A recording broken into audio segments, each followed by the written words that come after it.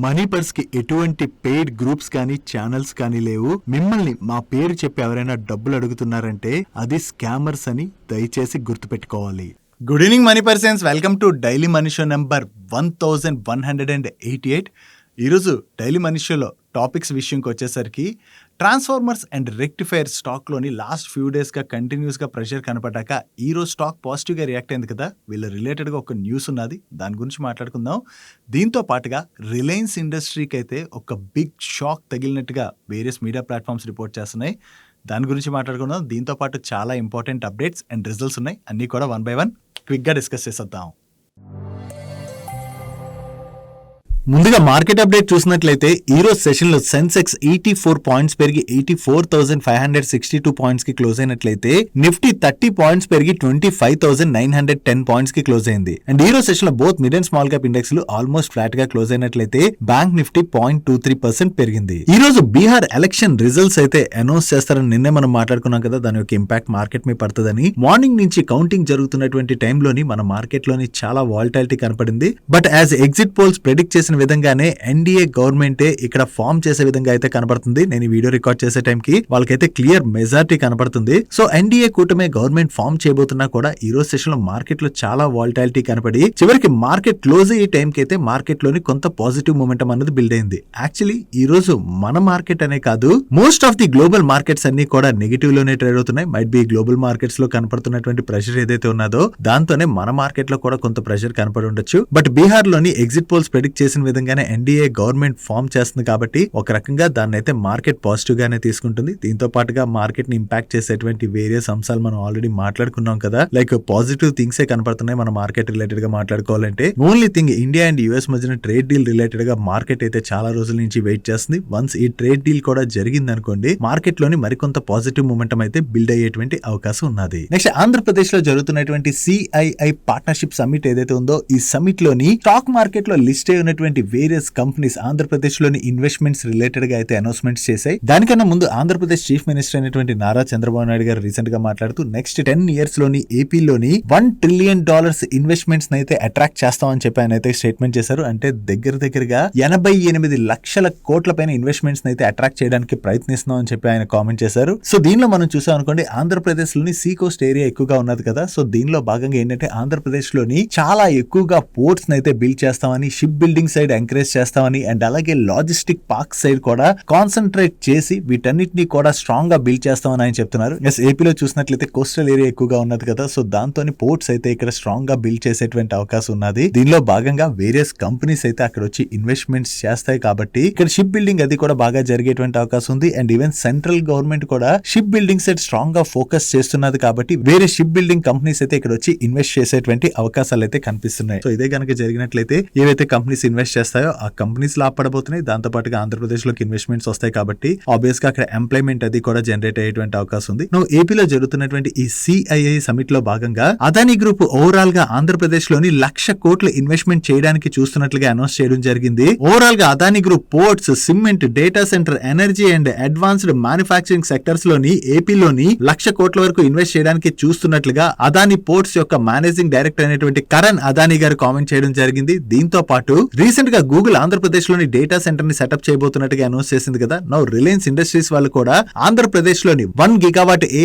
Data centre అయితే setup చేయబోతున్నట్టుగా updates వస్తున్నాయి. And Adani group Reliance industries కాకుండా ప్రీమియర్ ఎక్స్ప్లోజివ్స్ వాళ్ళు కూడా ఆంధ్రప్రదేశ్ గవర్నమెంట్ తోని ఒక ఎంఓయూ సైన్ చేశారు. ఈ ఎంఓయూ లో భాగంగా ఆంధ్రప్రదేశ్ లోని వీళ్ళు 500 crores వరకు ఇన్వెస్ట్ చేయడం ద్వారా defence and aerospace manufacturing related గా ప్లాంట్స్ నది సెటప్ చేస్తామని, అండ్ గోద్రేజ్ అగ్రోవేట్ వాళ్ళు ఉన్నారు కదా, వీళ్ళు కూడా ఆంధ్రప్రదేశ్ గవర్నమెంట్ తో అయితే ఎంఓయూ సైన్ చేశారు. దీనిలో భాగంగా వీళ్ళు 70 crores వరకు ఆంధ్రప్రదేశ్ లో ఇన్వెస్ట్ చేయబోతున్నట్టుగా అనౌన్స్ చేశారు. వీళ్ళతో పాటు హీరో మోటో కార్ప్ వాళ్ళు కూడా ఆంధ్రప్రదేశ్ తిరుపతిలోని 170 crores వరకు ఇన్వెస్ట్ చేయడం ద్వారా గ్లోబల్ పార్ట్ సెంటర్ అయితే సెటప్ చేస్తామని, అండ్ ఇది ఫైనాన్షియల్ ఇయర్ 27-28 లోని కమెన్స్ చేస్తామని చెప్పి ఎక్స్పెక్ట్ చేస్తున్నట్టుగా హీరో మోటో కార్ప్ వాళ్ళు కూడా షేర్ చేస్తున్నారు. సో ఇలా స్టాక్ మార్కెట్ లో లిస్ట్ అయినటువంటి వేరియస్ కంపెనీస్ ఆంధ్రప్రదేశ్ గవర్నమెంట్ తోని కొత్తగా ఈ ఎంఓయూస్ అయితే సైన్ చేస్తే, ఇంకా లిస్టెడ్ స్పేస్ లోనే కాకుండా అన్లిస్టెడ్ స్పేస్ లో ఉన్నటువంటి వేరియస్ కంపెనీస్ కూడా ఆంధ్రప్రదేశ్ లోని ఇన్వెస్ట్మెంట్స్ చేయబోతున్నట్టు చేయబోతున్నట్టుగా అనౌన్స్ చేయడం జరిగింది. ఓవరాల్ గా ఇన్వెస్ట్మెంట్స్ ఏవైతే రాబోతున్నాయో దాని ద్వారా ఏపీలోని ఎంప్లాయ్మెంట్ అయితే ఎక్కువగానే జనరేట్ అయ్యేటువంటి అవకాశం ఉంది. దీంతో పాటుగా స్టాక్ మార్కెట్ పరంగా మనం మాట్లాడుకోవాలంటే ఏవైతే కంపెనీస్ ఇక్కడ ఇన్వెస్ట్ చేస్తున్నాయో దాని ద్వారా వాళ్ళ మ్యానుఫ్యాక్చరింగ్ కెపాసిటీస్ అయితే స్ట్రాంగ్ గా పెంచుకోవడానికి ప్రయత్నిస్తున్నారు కాబట్టి లాంగ్ టర్మ్ లోని ఆ కంపెనీస్ కి ఇది పాజిటివ్ అయ్యేటువంటి అవకాశం ఉన్నది. డైలీ మార్కెట్ లో వచ్చేటువంటి ఇటువంటి ఇంపార్టెంట్ ఇన్ఫర్మేషన్ ని మీతో డీటెయిల్ గా షేర్ చేయడానికి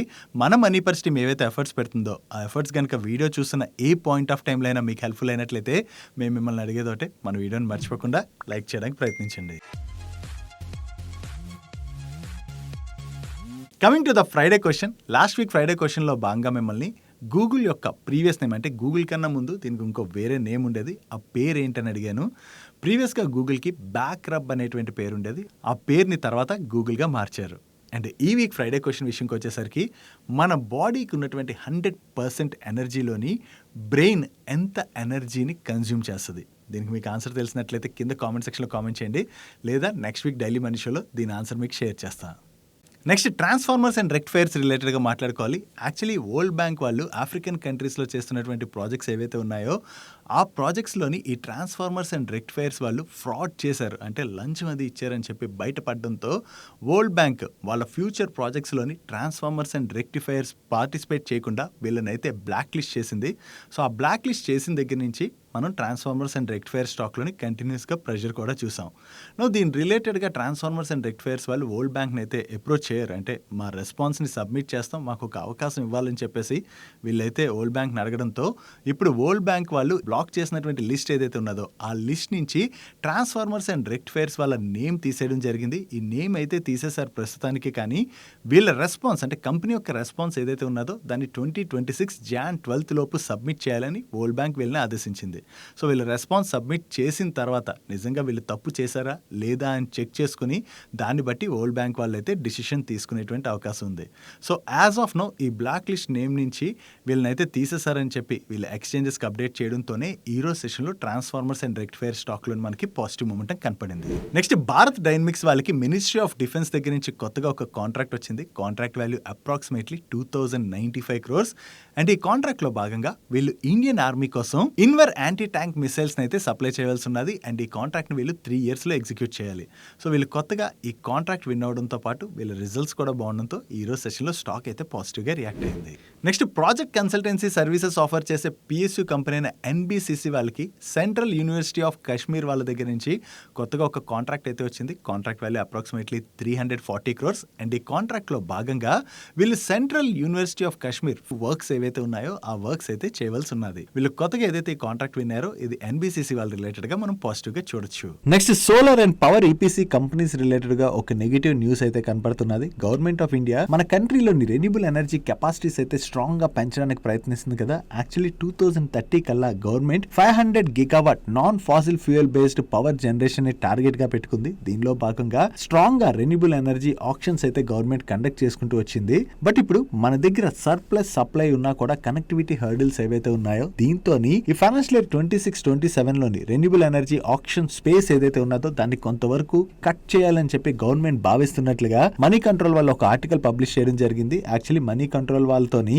MNRE సెక్రటరీ అయినటువంటి సంతోష్ కుమార్ గారు దీని రిలేటెడ్ గా కామెంట్స్ చేయడం జరిగింది. మన దగ్గర సప్లై ఉన్నప్పుడు దానికి స్టోరేజ్ చేసేటువంటి మా కెపాసిటీస్ కూడా మన దగ్గర ఉండాలి కదా. సో స్టోరేజ్ చేసే కెపాసిటీస్ లేవు, సర్ప్లస్ సప్లై ఉండడంతో గవర్నమెంట్ అయితే దీన్ని కొంత స్లో డౌన్ చేయాలని ప్రయత్నిస్తుంది. కాబట్టి ఈ solar and power EPC companies ఉంటాయి కదా వాటికి కొత్తగా వచ్చేటువంటి కాంట్రాక్ట్స్ అయితే కొంతవరకు తగ్గేటువంటి అవకాశం ఉంది. అంటే కొత్త ప్రాజెక్టులు కన్స్ట్రక్ట్ చేయట్లేదు అనుకోండి, EPC ప్లేయర్స్ కి ఎక్కడి నుంచి ఆర్డర్స్ వస్తాయి, సో వచ్చేటువంటి అవకాశం తక్కువ. కాబట్టి కొంతవరకు solar and power EPC companies related గా ఇది మనం నెగిటివ్ గా చూడొచ్చు. Next SEBI IPO disclosure related గా ఒక కొత్త ప్రపోజల్ అయితే తీసుకొచ్చింది. యాక్చువల్లీ ఈ కొత్త ప్రపోజల్ కనుక ఇంప్లిమెంట్ చేసినట్లయితే this is good for the share holders. Actually IPO కి రాకముందు ఒక కంపెనీలోని అంటే ప్రీ IPO లోని ఇన్వెస్టర్స్ ఉంటారు కదా కొంతమంది, ఈ ప్రీ IPO ఇన్వెస్టర్స్ లోని నాన్ ప్రమోటర్ కేటగిరీలో ఉండేటువంటి ఇన్వెస్టర్స్ ఎవరైతే ఉంటారో వాళ్ళ షేర్స్ ని కొన్ని సందర్భాల్లో వాళ్ళు ఏం చేస్తారంటే ప్లెడ్ చేస్తుంటారు కదా. ప్రీవియస్ గా చూసినట్లయితే ఈ ప్లెడ్ చేసినటువంటి షేర్స్ అంటే ఆ షేర్స్ ని తాకట్టు పెట్టి ఎవరైతే లోన్స్ అవి తీసుకుంటారో ఆ ప్లెడ్ చేసినటువంటి షేర్స్ లాకిన్ లోకి వచ్చేవి కాదు. జనరల్లీ ప్రీ IPO లో ఎవరైతే ఉంటారో వాళ్ళ షేర్స్ పైన 6 months లాకిన్ ఉంటుంది కదా IPOకి వచ్చి స్టాక్ లిస్ట్ అయ్యాక. బట్ ఈ ప్లెడ్ చేసినటువంటి షేర్స్ లాకిన్ లోకి రాకపోవడం వల్ల IPO డిస్క్లోజర్ నార్మ్స్ కి ఇది అగెనిస్ట్ అవుతుంది. అంటే ఒకవేళ వాళ్ళు లోన్స్ పే చేయలేదనుకోండి ఏమవుతుంది, ఆ షేర్స్ ని లోన్ ఇచ్చినటువంటి NBFCs అవి అమ్మేసేటువంటి అవకాశం అవకాశం ఉంది కదా. సో అప్పుడు ఐపీఓ డిస్క్లోజర్స్ కి ఇది అగైనిస్ట్ కాబట్టి ఇప్పుడు సెబీ దీని రిలేటెడ్ గా కొత్త ప్రపోజల్ తీసుకొచ్చింది. ఒకవేళ ప్రీ ఐపీఓ లో పార్టిసిపేట్ చేసినటువంటి వ్యక్తికి చెందినటువంటి షేర్స్ ప్లెడ్ చేసి ఉన్నా కూడా వాటిపైన ఈ లాక్ ఇన్ అన్నది అమలవుతుంది. సో వాటిని ఎన్బిఎఫ్సిస్ అవి అమ్మేలేవు. 6 months లాక్ ఇన్ అయితే వీటికి మ్యాండేటరీ. అవి ప్లెడ్ చేసున్న తర్వాత ఒకవేళ లోన్ పే చేసేసి ప్లెడ్జ్ రిలీజ్ చేసుకున్నా కూడా ఆ 6 months లాక్ ఇన్ అనేది పక్కాగా ఉండాలని చెప్పి సెబీ అయితే కొత్త ప్రపోజల్ తీసుకొచ్చింది. ఈ న్యూ ప్రపోజల్ ఏదైతే ఉన్నదో ఇవి ఐపీఓ డిస్క్లోజర్ రూల్స్ ఏవైతే ఉన్నాయో దానికి కరెక్ట్ గా ఉంటుంది కాబట్టి this is really welcoming step. SEBI ఈ ప్రపోజల్ అయితే ప్రెజెంట్ తీసుకొచ్చింది. దీన్ని ఎంత త్వరగా ఇంప్లిమెంట్ చేస్తుంది అన్నది మనం చూడవలసి ఉన్నది. నెక్స్ట్ జైడస్ లైఫ్ సైన్సెస్ వాళ్ళ రిలేటెడ్ గా ఒక పాజిటివ్ అప్డేట్ ఉన్నది. ఈ జైడస్ లైఫ్ సైన్సెస్ వల్ల ల్యూప్రోలైడ్ ఎసిటేట్ ఇంజెక్షన్ కి యుఎస్ ఎఫ్డిఏ దగ్గర నుంచి ఫైనల్ అప్రూవల్ వచ్చింది. అండ్ యుఎస్ లోని దీని యొక్క యాన్యువల్ సేల్స్ $69 million. దీని రిలేటెడ్ గా వీళ్ళకి ఫైనల్ అప్రూవల్ వచ్చింది కాబట్టి యుఎస్ లోని దీని రిలేటెడ్ ఉన్నటువంటి ఆపర్చునిటీని వీళ్ళు క్యాటర్ చేసేటువంటి అవకాశం ఉంది. సో ఇది జైడస్ లైఫ్ సైన్సెస్ వాళ్ళ రిలేటెడ్ గా మనం పాజిటివ్ గా చూడొచ్చు. Next KPI green energy limited వాళ్ళు ఎస్జేవిఎన్ లిమిటెడ్ వాళ్ళతోని ఒక కాంట్రాక్ట్ అగ్రిమెంట్ అయితే సైన్ చేశారు. దీనిలో భాగంగా వీళ్ళు 200 megawatt solar power project execution అయితే చేయవలసి ఉన్నది. అండ్ ఈ contract value approximately 696 crores. So వీళ్ళు కొత్తగా ఏదైతే ఎస్జేవిఎన్ తో ఈ కాంట్రాక్ట్ సైన్ చేశారో ఇది KPI green energy limited related గా మనం పాజిటివ్ గా చూడొచ్చు. నెక్స్ట్ 2008 మార్కెట్ క్యాష్ ని ముందుగానే ప్రెడిక్ట్ చేసి షార్ట్ చేసి ఆ టైంలోని చాలా డబ్బులు సంపాదించినటువంటి మైకిల్ బెర్రీ, ఈయన పేరు మీరు ఆల్రెడీ వినే ఉంటారు. ఒకవేళ ది బిగ్ షార్ట్ మూవీ ఎవరైనా చూసినట్లయితే ఈయన గురించి ప్రతి ఒక్కరికి కూడా ఐడియా ఉంటుంది. ముందుగా మీలో ఎంతమంది ది బిగ్ షార్ట్ మూవీని చూసారో కింద కామెంట్ సెక్షన్ లో అయితే కామెంట్ చేయండి. ఇప్పుడు ఇతని గురించి ఎందుకు మాట్లాడుకుంటున్నాం అంటే ప్రెసెంట్ ఉన్నటువంటి మార్కెట్స్ నాకు అర్థం కావట్లేదు, అంటే మార్కెట్స్ తో నా ఐడియా సింక్ అవ్వట్లేదు అని చెప్పి ఈయనకి సంబంధించినటువంటి హెడ్జ్ ఫండ్ అయినటువంటి స్కియాన్ అసెట్ మేనేజ్మెంట్ ఏదైతే ఉన్నదో దాన్ని షట్ డౌన్ చేస్తున్నట్టుగా ఈయనైతే అనౌన్స్ చేయడం జరిగింది. రీసెంట్ గానే ఏ స్టాక్స్ ఏవైతే ఉన్నాయో వాటిని ఇతను షార్ట్ చేసినట్టుగా కూడా న్యూస్ లో వచ్చాయి కదా. సో ఏ స్టాక్స్ ఇతను షార్ట్ చేశారని న్యూస్ ఆ టైంలో స్టాక్స్ లో అయితే కొంత ప్రెషర్ చూసాం కానీ మళ్ళీ తిరిగి ఆ స్టాక్స్ కొంత రికవర్ అవుతాయి. బట్ ఓవరాల్ గా చూసుకుంటే మార్కెట్ ఏదైతే ఉన్నదో ప్రెసెంట్ మార్కెట్ కి అయితే అతని ఇన్వెస్ట్మెంట్ థీసిస్ అయితే కంప్లీట్ గా అంటే సింక్ అవ్వట్లేదు అని చెప్పేసి అతనికి చెందినటువంటి ఈ హెడ్జ్ ఫండ్ ని ఇతను క్లోజ్ చేసేయడం జరిగింది. నెక్స్ట్ డిఫెన్స్ పిఎస్యూ కంపెనీ అయినటువంటి భారత్ ఎలక్ట్రానిక్స్ లిమిటెడ్ వాళ్ళు November 10th రోజున వీళ్ళు ప్రీవియస్ గా డిస్క్లోజర్ రిలీజ్ చేసిన దగ్గర నుంచి ఇప్పటి వరకు కొత్తగా 871 crores వర్త్ ఆఫ్ ఆర్డర్స్ అయితే విన్నారు. ఈ ఆర్డర్స్ లో మనం చూసినట్లయితే fire control systems, thermal ఇమేజర్, ground support equipment ఇటువంటి వాటితో పాటు వేరియస్ అదర్ వర్క్స్ రిలేటెడ్ గా కూడా ఆర్డర్స్ రావడం జరిగింది. సో కొత్తగా వీళ్ళు ఏవైతే ఈ ఆర్డర్స్ విన్నారో ఇది బిఎల్ రిలేటెడ్ గా మనం పాజిటివ్ గా చూడొచ్చు. నెక్స్ట్ అదానీ గ్రూప్ వాళ్ళు అస్సాం లోని 2 ట్రాన్స్ఫర్మేటివ్ ఎనర్జీ ప్రాజెక్ట్స్ రిలేటెడ్ గా టోటల్ గా 63,000 crores అయితే ఇన్వెస్ట్ చేయబోతున్నట్టుగా షేర్ చేస్తున్నారు. దీనిలో భాగంగా అదానీ పవర్ ఉన్నది కదా, ఈ అదానీ పవర్ వాళ్ళు 3,200 megawatt thermal power plant related గా 48,000 crores అయితే ఇన్వెస్ట్ చేయబోతున్నట్లుగా, అండ్ అదానీ గ్రీన్ ఎనర్జీ వాళ్ళు 2,700 మెగావాట్ కెపాసిటీ రిలేటెడ్ గా 15,000 crores అయితే ఇన్వెస్ట్ చేయబోతున్నట్టుగా వీళ్ళు షేర్ చేస్తున్నారు. ఓవరాల్ గా అస్సాంలోని ఈ కొత్త ఇన్వెస్ట్మెంట్ ఏవైతే చేయబోతున్నారో దాని ద్వారా వీళ్ళ కెపాసిటీస్ అయితే పెంచుకోవడానికి ప్రయత్నిస్తున్నారు కాబట్టి ఇది both Adani power and Adani green ఈ రెండు కంపెనీస్ రిలేటెడ్ గా మనం పాజిటివ్ గా చూడొచ్చు. డైలీ మార్కెట్ లో వచ్చేటువంటి ఇటువంటి ఇంపార్టెంట్ అప్డేట్స్ ని మీతో డీటెయిల్ గా షేర్ చేయడానికి మన మనీపర్స్ టీమ్ ఏవైతే ఎఫర్ట్స్ పెడుతుందో ఆ ఎఫర్ట్స్ కనుక మీకు హెల్ప్ఫుల్ అవుతున్నట్లయితే మన వీడియోని మర్చిపోకుండా లైక్ చేయడానికి ప్రయత్నించండి. నెక్స్ట్ రీసెంట్ గా ఐపీఓకి వచ్చి లిస్ట్ అయినటువంటి ఎల్జీ ఎలక్ట్రానిక్స్ వాళ్ళ నెంబర్స్ వచ్చాయి. వీళ్ళ నెంబర్స్ ఎలా ఉన్నాయో చూద్దాం. లాస్ట్ ఇయర్ సేమ్ క్వార్టర్ తో కంపేర్ చేస్తే ఈ క్వార్టర్ లో వీళ్ళ ఆపరేటింగ్ రెవెన్యూలోని స్లైట్ గా గ్రోత్ కనిపిస్తుంది. బట్ ప్రీవియస్ క్వార్టర్ తో కంపేర్ చేస్తే మాత్రం ఈ క్వార్టర్ రెవెన్యూస్ అయితే డ్రాప్ అయ్యాయి. And last year same quarter లోని వీళ్ళు 535 crores ప్యాట్ జనరేట్ చేసినట్లయితే ప్రీవియస్ క్వార్టర్ లో 513 crores ప్యాట్ జనరేట్ చేశారు. అండ్ ఈ క్వార్టర్ లో వీళ్ళు 389 crores ప్యాట్ జనరేట్ చేయడం జరిగింది. ఓవరాల్ గా ఈ క్వార్టర్ లో వీళ్ళ నెంబర్స్ కొంత వీక్ గా వచ్చాయి. యాక్చువల్లీ ఐపీఓకి వచ్చిన తర్వాత చాలా డిమాండ్ కనపడింది అండ్ స్ట్రాంగ్ గా కూడా లిస్ట్ అయింది కదా స్టాక్. దీని తర్వాత ఇప్పుడు నెంబర్స్ కొంత వీక్ గా వచ్చేసరికి ఈ రోజు సెషన్ లో ఎల్జీ ఎలక్ట్రానిక్ స్టాక్ లో మనకి ప్రెషర్ కనపడింది. Coming to the outlook, recent గా government of India GST cut తీసుకున్నది కదా. ఈ జీఎస్టీ కట్ తో పాటు ఫెస్టివ్ డిమాండ్ ఏదైతే ఉన్నదో దీంతో కన్స్యూమర్ సెంటిమెంట్ అయితే బాగా పెరిగిందని, సో గ్రోత్ అయితే కనపడేటువంటి అవకాశం ఉన్నదని చెప్పి వీళ్ళ మేనేజ్మెంట్ అయితే షేర్ చేస్తుంది. చూడాలి ఈ క్వార్టర్ లో అయితే నెంబర్స్ వీక్ గా వచ్చాయి కదా. Q3 లోని ఏదైనా రికవరీ గనక కనపడింది అనుకోండి, అంటే ఈ జీఎస్టీ కట్ కావచ్చు అండ్ ఫెస్టివ్ డిమాండ్ వల్ల సేల్స్ కూడా బూస్ట్ అయ్యాయి కదా. సో ఇది కనుక Q3 నెంబర్స్ లో రిఫ్లెక్ట్ అయింది అనుకోండి, స్టాక్ లో కొంత రికవరీ చూసే అవకాశం ఉన్నది. నెక్స్ట్ విశాల్ మెగామార్ట్ వాళ్ళ నెంబర్స్ వచ్చాయి. వీళ్ళ నెంబర్స్ ఎలా ఉన్నాయో చూద్దాం. వీళ్ళ ఆపరేటింగ్ రెవెన్యూలో ఇయర్ ఆన్ ఇయర్ లో 22% గ్రోత్ డెలివర్ చేసినట్లయితే అడ్జస్టెడ్ ఎబిటాలో 34% గ్రోత్ డెలివర్ చేశారు అండ్ ప్యాట్ లోని 39.4% గ్రోత్ డెలివర్ చేయడం జరిగింది. ఈవెన్ వీళ్ళ మార్జిన్స్ లో కూడా లాస్ట్ ఇయర్ సేమ్ క్వార్టర్ తో కంపేర్ చేస్తే ఈ క్వార్టర్ లో మంచి ఇంప్రూవ్మెంటే కనిపిస్తుంది. బట్ ప్రీవియస్ క్వార్టర్ తో కంపేర్ చేస్తే మాత్రం ఈ క్వార్టర్ లో వీళ్ళ టాప్ లైన్ లో డ్రాప్ కనిపిస్తుంది. అండ్ ప్రీవియస్ క్వార్టర్ లోని వీళ్ళు 206 crores ప్యాట్ జనరేట్ చేసినట్లయితే ఈ క్వార్టర్ లో 152 crores ప్యాట్ జనరేట్ చేయడం జరిగింది. యాక్చువల్లీ వీళ్ళపైన సీజనల్ ఇంపాక్ట్ ఏమైనా ఉందేమో ఒకసారి చెక్ చేద్దాం. లాస్ట్ ఫైనాన్షియల్ ఇయర్ లో కూడా మనకి జూన్ క్వార్టర్ నెంబర్స్ తో కంపేర్ చేస్తే సెప్టెంబర్ క్వార్టర్ లోని వీళ్ళ టాప్ లైన్ లోను బాటమ్ లైన్ లోను డ్రాప్ కనిపిస్తుంది. మైట్ బి వీళ్ళ మీద సీజనల్ ఇంపాక్ట్ ఉండుండొచ్చు. సో సీజనల్ ఇంపాక్ట్ ఉంది కాబట్టి సీక్వెన్షియల్ బేసిస్ లో మనం వీళ్ళ నెంబర్స్ ని కంపేర్ చేసి చూడకూడదు. ఇయర్ ఆన్ ఇయర్ లో కంపేర్ చేస్తే వీళ్ళ నెంబర్స్ లోనైతే డీసెంట్ గ్రోత్ డెలివర్ చేశారు. నెక్స్ట్ గోల్డ్ లోన్స్ ఆఫర్ చేసేటువంటి ముతూట్ ఫైనాన్స్ వాళ్ళ నెంబర్స్ వచ్చాయి. వీళ్ళ నెంబర్స్ ఎలా ఉన్నాయో చూద్దాం. లాస్ట్ ఇయర్ సేమ్ క్వార్టర్ తో కంపేర్ చేస్తే ఈ క్వార్టర్ లోని వీళ్ళు highest ever consolidated loan AM growth అయితే డెలివర్ చేశారు. ఇయర్ ఆన్ ఇయర్ లోని 42% గ్రోత్ డెలివర్ చేయడం జరిగింది. అండ్ ఇయర్ ఆన్ ఇయర్ లోని వీళ్ళ ప్యాట్ లో కూడా 74% గ్రోత్ డెలివర్ చేశారు. యాక్చువల్లీ గోల్డ్ ప్రైస్ పెరగడంతో పాటుగా గోల్డ్ లోన్స్ రిలేటెడ్ గా డిమాండ్ చాలా స్ట్రాంగ్ గా పెరుగుతుండడంతో ఈ క్వార్టర్ లో వీళ్ళ నెంబర్స్ అయితే బాగున్నాయి. వీళ్ళ టోటల్ ఇన్కమ్ లోని లాస్ట్ ఇయర్ సేమ్ క్వార్టర్ తో కంపేర్ చేస్తే ఈ క్వార్టర్ లో చాలా మంచి గ్రోత్ కనిపిస్తుంది. ఈవెన్ ప్రీవియస్ క్వార్టర్ తో కంపేర్ చేసిన ఈ క్వార్టర్ లోని మంచి గ్రోత్ డెలివర్ చేశారు. ఈవెన్ ప్రాఫిట్ లో కూడా ఇయర్ ఆన్ ఇయర్ లో మంచి గ్రోత్ డెలివర్ చేశారని మనం మాట్లాడుకున్నాం కదా. సీక్వెన్షియల్ బేసిస్ లో చూసినా వీళ్ళ ప్రాఫిట్ లో 22% గ్రోత్ కనిపిస్తుంది. అండ్ దీంతో పాటు వీళ్ళ మేనేజ్మెంట్ కూడా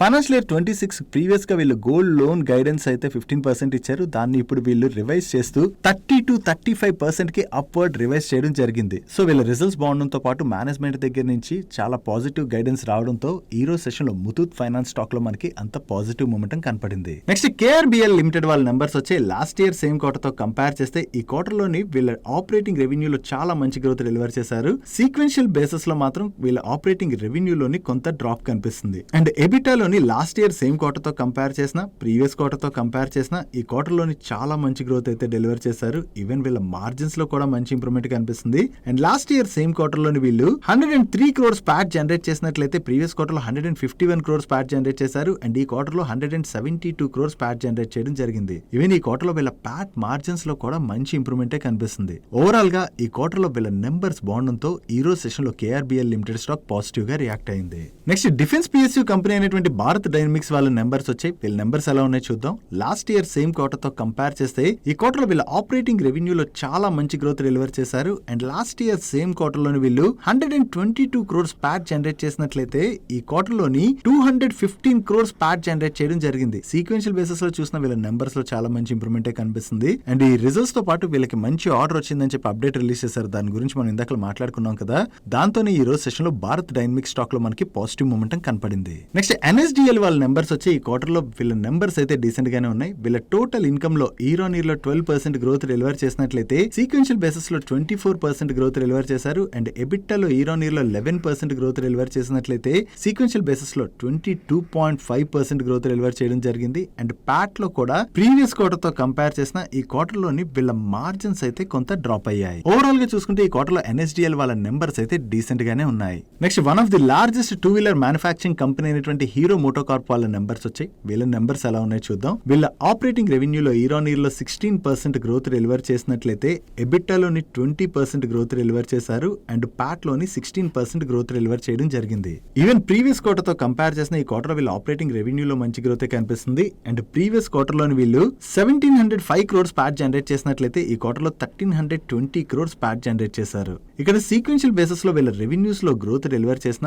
ప్యాట్ లో డ్రాప్ కనపడుతుంది కదా. దానికి రీజన్ ఏంటో చూద్దాం. ప్రీవియస్ క్వార్టర్ తో కంపేర్ చేస్తే ఈ క్వార్టర్ లో వీళ్ళ మెటీరియల్ కాస్ట్ బాగా పెరిగింది. ఈ మెటీరియల్ కాస్ట్ బాగా పెరగడంతో పాటు అదర్ ఎక్స్పెన్సెస్ కూడా పెరగడంతో ఓవరాల్ గా వీళ్ళ ఎక్స్పెన్సెస్ అనేవి పెరిగిపోయాయి. దాంతోనే వీళ్ళ రెవెన్యూస్ లో గ్రోత్ కనపడుతున్న ప్యాట్ లో డ్రాప్ కనిపిస్తుంది. నెక్స్ట్ టైమ్ టెక్నోప్లాస్ట్ వాళ్ళ నెంబర్స్ వచ్చే వీళ్ళ నెంబర్స్ ఎలా ఉన్నాయో చూద్దాం. ఇయర్ ఆన్ ఇయర్ లోని వీళ్ళ రెవెన్యూస్ లో 10.26% గ్రోత్ డెలివర్ చేసినట్లయితే ఎబిటాలో 13.52% గ్రోత్ డెలివర్ చేశారు. అండ్ ప్యాట్ లో 18.7% గ్రోత్ డెలివర్ చేయడం జరిగింది. అండ్ వీళ్ళ ఎబిటా మార్జిన్స్ లోను ప్యాట్ మార్జిన్స్ లో కూడా స్లైట్ గా ఇంప్రూవ్మెంట్ కనిపిస్తుంది. అండ్ ప్రీవియస్ క్వార్టర్ తో కంపేర్ చేసినా కూడా ఈ క్వార్టర్ లోని వీళ్ళ ఆపరేటింగ్ రెవెన్యూలోను ఎబిటాలోను మంచి గ్రోత్ డెలివర్ చేశారు. అండ్ ప్యాట్ లోని 21% పైనే గ్రోత్ డెలివర్ చేయడం జరిగింది. అండ్ సీక్వెన్షియల్ బేసిస్ లో కూడా వీళ్ళ ఎబిటా మార్జిన్స్ లోను ప్యాట్ మార్జిన్స్ లోను ఇంప్రూవ్మెంట్ కనిపిస్తుంది. ఓవరాల్ గా ఈ క్వార్టర్ లోని టైమ్ టెక్నోప్లాస్ట్ వాళ్ళ నెంబర్స్ అయితే బాగున్నాయి. నెక్స్ట్ మ్యారికో వాళ్ళ నెంబర్స్ వచ్చే వీళ్ళ నెంబర్స్ ఎలా ఉన్నాయి చూద్దాం. ఇయర్ ఆన్ ఇయర్ లోని వీళ్ళ రెవెన్యూస్ లోని 30% గ్రోత్ డెలివర్ చేసినట్లయితే ఎబిటాలో 7.28% గ్రోత్ డెలివర్ చేశారు. బట్ ప్యాట్ లో మాత్రం 0.23% డ్రాప్ కనిపిస్తుంది. ఇక్కడ రెవెన్యూస్ లో ఇంత మంచి గ్రోత్ డెలివర్ చేసిన ప్యాట్ లో డ్రాప్ కనపడుతుంది కదా, దానికి రీజన్ ఏంటో చూద్దాం. లాస్ట్ ఇయర్ సేమ్ క్వార్టర్ తో కంపేర్ చేస్తే ఈ క్వార్టర్ లోని వీళ్ళ మెటీరియల్ కాస్ట్ అనేది బాగా పెరిగిపోయింది. ఈ మెటీరియల్ కాస్ట్ తో పాటుగా రిమైనింగ్ ఎక్స్పెన్సెస్ కూడా పెరగడంతో ఈ క్వార్టర్ లో వీళ్ళ ఓవరాల్ ఎక్స్పెన్సెస్ అనేవి పెరిగాయి. దాంతోనే మనకి రెవెన్యూస్ లో గ్రోత్ కనపడుతున్నా కూడా ప్రాఫిట్ లోని డ్రాప్ కనిపిస్తుంది. అండ్ ప్రీవియస్ క్వార్టర్ తో కంపేర్ చేస్తే ఈ క్వార్టర్ వీళ్ళ ఆపరేటింగ్ రెవెన్యూలో 6.84% గ్రోత్ డెలివర్ చేసిన ఆపరేటింగ్ ఎబిటాలోని 14% పైన డ్రాప్ కనిపిస్తుంది. అండ్ ప్యాట్ లోని 15% పైన డ్రాప్ కనిపిస్తుంది. ఓవరాల్ గా ఈ క్వార్టర్ లోని మ్యారికో వాళ్ళ టాప్ లైన్ లో డీసెంట్ గ్రోత్ డెలివర్ చేశారు, కానీ ఈ క్వార్టర్ ఎక్స్పెన్సెస్ పెరగడంతో మనకి బాటమ్ లైన్ లో డ్రాప్ కనిపిస్తుంది. That's it for today's daily మనిషి గైస్. అండ్ డైలీ మనిషిని క్లోజ్ చేసే ముందు మన వర్కౌట్స్ విషయంకి వచ్చేసరికి నిన్న ఆల్మోస్ట్ 5 కిలోమీటర్స్ వాక్ చేశాను. అండ్ అలాగే ఒక హాఫ్ అన్ అవర్ పాటు చెస్ట్ వర్కౌట్స్ అయితే చేశాను. మీరేం వర్కౌట్స్ చేశారో కింద కామెంట్ సెక్షన్లో కామెంట్ చేసేయండి. అండ్ ఈరోజు డైలీ మనిషిలో షేర్ చేసిన ఇన్ఫర్మేషన్ మీకు హెల్ప్ఫుల్ అయినట్లయితే మన వీడియోని లైక్ చేస్తూ ఛానల్ సబ్స్క్రైబ్ చేసుకోవడం మర్చిపోకండి. నేను చంద్రశేఖర్ పత్రి, మరొక ఇంట్రెస్టింగ్ వీడియోతో కలుద్దాం. Good night and happy weekend.